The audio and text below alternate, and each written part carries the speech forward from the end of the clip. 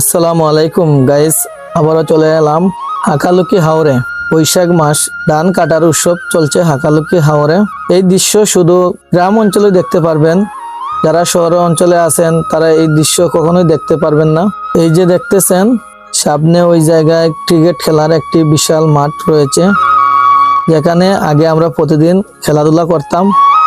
আসলে বর্তমানে আমি নিজে ব্যক্তিগতভাবে খেলাধুলা করি না। এই মাঠের মধ্যে খেলাধুলা করতে অনেক ভালো লাগে এবং প্রবাসী অনেক ভাই বন্ধু আছে যারা এই মাঠের মধ্যে দীর্ঘদিন খেলাধুলা করেছিলেন, কিন্তু এখন তারাও তো প্রবাসে খেলাধুলা করতে পারতেছেন না। তারা অনেক মিস করতেছেন এই মাঠকে।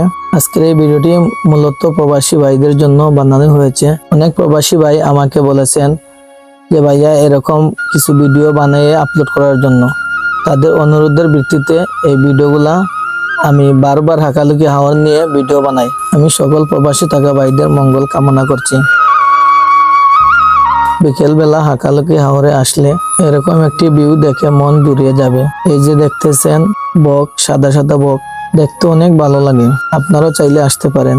আজকের মতন বিদায় নিচ্ছি। আমি মোহাম্মদ আনোয়ার হোসেন। দেখা হবে অন্য কোনো এক ভিডিও। সবাই ভালো থাকবেন, সুস্থ থাকবেন। আল্লাহ হাফেজ।